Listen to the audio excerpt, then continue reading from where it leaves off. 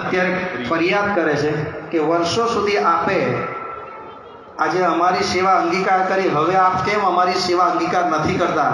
એ પરવળ અત્યારે ફરિયાદ કરે છે. પરવળ એ શાકનો રાજા કહેવાય. વાઘ પિત્ત વાયુનું સમન કરતો એવો આ શાક, એ પરવળ એ શાકનો રાજા કહેવાય. એમ સ્વામી બાપા આજે સત્સંગમાં પણ એવું કયું એક સાધન છે જે રાજા સમાન કહેવાય, એ પણ આપ મને કહેશો. આજે પરવળની જેમ પરવળ એ શાકનો રાજા કહેવાય, તો સત્સંગમાં એવું કયું એક સાધન જે રાજા સમાન કહેવાય, એ આપ મને જણાવશો. દિવ્ય ભાવ બાપા કહે છે કે સત્સંગમાં દિવ્ય ભાવ એ રાજા સમાન સાધન છે. એવી રીતે સ્વામી બાપાને હવે બ્રોકલી આપીશું આપણે. સ્વામી આપ ઘણી વખત બ્રોકલીને એ સંપનું પ્રતીક તરીકે આપ વર્ણવો છો ઘણીવાર, તો સ્વામી બાપા એનો સ્પર્શ આપ કરજો. અને બ્રોકલી જેમ આપ કહો છો કે સંપનું પ્રતીક છે, તો અમારે પણ આ સત્સંગની અંદર અને પરિવારના એ બધા હરિભક્તોના જે કંઈ સદસ્ય હોય એની વચ્ચે બોલવાનું હોય, દરેકના સ્વભાવ દેખાતા હોય, અવગુણ દેખાતા હોય, પ્રકૃતિ દેખાતી હોય, એની વચ્ચે આ બ્રોકલીની જેમ સંપ અમારી વચ્ચે કેમ રહે, એ પણ અમને આપ સમજણ આપશો, જ્ઞાન આપશો. મહારાજના બધા નિયમ પાડવાનો, મહારાજના આપેલા નિયમ પાડવા સ્વામી બાપાએ સંપ રાખવા માટે આપણને ખાસ આજે જવાબ ઉત્તર આપ્યો છે. એવી રીતે ગાજર સ્વામી બાપા આપ વર્ષો સુધી સેવન કરેલું છે. રોજ સવારે બ્રેકફાસ્ટની અંદર એક ગાજરનો જ્યુસનો ગ્લાસ આપ અંગીકાર કરતા, તો બાપા અત્યારે ગાજરની પણ આપણને સ્મૃતિ આપી રહ્યા છે. સાથે સાથે દૂધીનો સ્પર્શ કરાવીએ. દૂધી માટે સ્વામી બાપા આપને પ્રસંગ યાદ આવે યોગીજી મહારાજનો, તો એ આપ દૂધી સાથે સંકળાયેલો પ્રસંગ આપ સ્મૃતિ કરાવશો.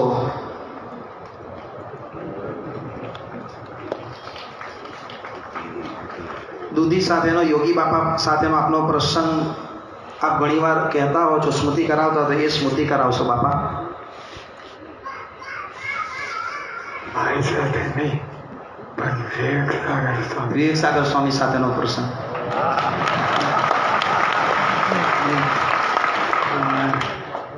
દૂધી વાદળા આગા પાછા થાય તે દૂધી સ્વામી સાથે ઉચકાવે અને ફેરવે અને કે વરસાદ થવાનું હોય તો ભાવજા અને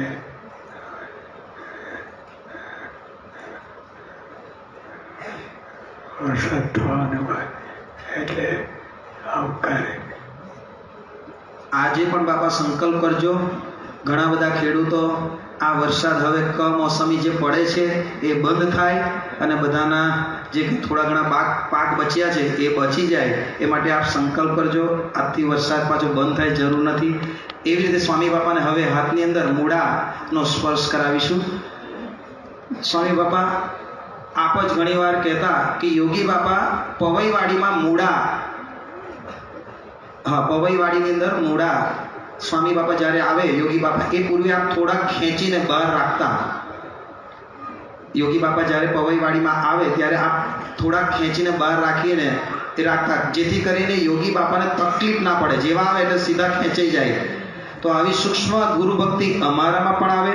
સાથે સાથે યોગી બાપા અહીંયા જ ગોંડલની અંદર જે કંઈ અક્ષરવાડીમાં જે મૂળા થતા એ વેચવા માટે મોકલતા, કે જે કોઈ પોતે આ મૂળા ખાય એનું કલ્યાણ થાય.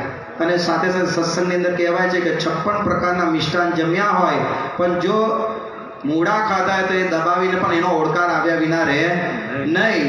એમ અમારા દરેકના જીવનની અંદર આ અક્ષર પુરુષોત્તમના જ્ઞાનનો ઓળકાર આવ્યા વિના ન રહે, એ માટે અમારે શું કરવું એ પણ અમને સ્વામી જણાવશો.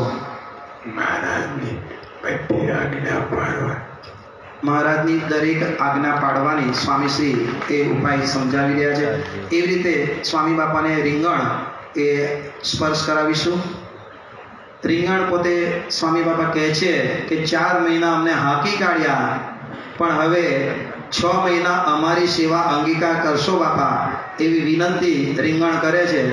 ગોંડલની અંદર પણ ભગવાન સ્વામિનારાયણે એ શાકોત્સવ અહીંયા આગળ કરેલો, તો સ્વામી બાપા એ જ શ્રીજી મહારાજની આજે સ્મૃતિ કરાવી રહ્યા છે. એવી રીતે લીંબુનો સ્પર્શ કરાવીશું. લીંબુ, આદુ અને હળદર.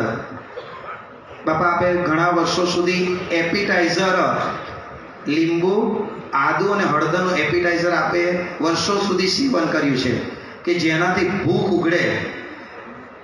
આજે આપણે જમતા પહેલા આ લીંબુ, આદુ અને હળદર એનો રસ એક ચમચી મિક્સ કરીને આપણે એપિટાઇઝર જો પીએ તો એનાથી ભૂખ ઉઘડે. એમ અમારી પણ આજે જઠરાગ્નિ જે મંદ પડેલી છે એ પ્રદીપ્ત થાય, ભૂખ ઉઘડે સત્સંગની. એવા પણ આજના દિવસે રૂડા આશીર્વાદ પાઠવશો. સાથે સાથે શરબતની અંદર પણ લીંબુ અને સાથે આદુ અને હળદર એ પારણા કરવા માટેની મજા આવે શરબતની. પણ સ્વામી બાપા આજે યથાર્થ મારા જેવા ઉપવાસ કર્યો હોય તો પાણાની મજા આવે, ભૂખ ઉગડે, પાણાની દોટ મૂકે. તો આજે યથાર્થ ઉપવાસ કઈ રીતે કરી શકાય એ આપ મને કહેશો. આજે મોટો ઉપવાસ છે, યથાર્થ ઉપવાસ કઈ રીતે કરી શકાય? ઉપવાસ બરાબર કર્યો હોય, જળનો ટીપે પણ મોઢામાં નાખેલા હોય, પ્યોર ઉપવાસ કર્યો હોય તો મજા આવે, તો ફાળા કરવા મજા આવે. બધા એક એકનો સ્વાદ આવે અને મજા આવે.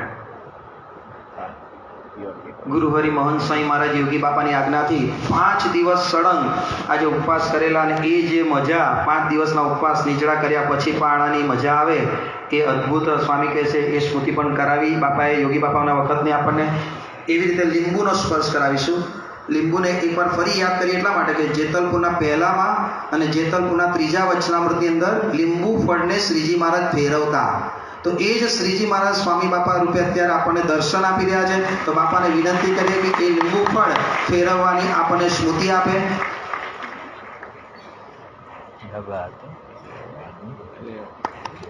શ્રી સ્વામિનારાયણ ભગવાનની ખૂબ ખૂબ આભાર. ગુરુહરિ મોહન સ્વામી મહારાજે આજના હાટડી ઉત્સવના દિવસે અદ્ભુત આપણને શાકની આવી સ્મૃતિ આપી. આપણા જીવનના અંતકાળ સુધી આ બધી સ્મૃતિ આપણા હૃદયની અંદર આજે સ્મૃતિરૂપી ભંભલી ભરેલી રહે એ માટે બાપાના ચરણોમાં પ્રાર્થના કરીએ છીએ.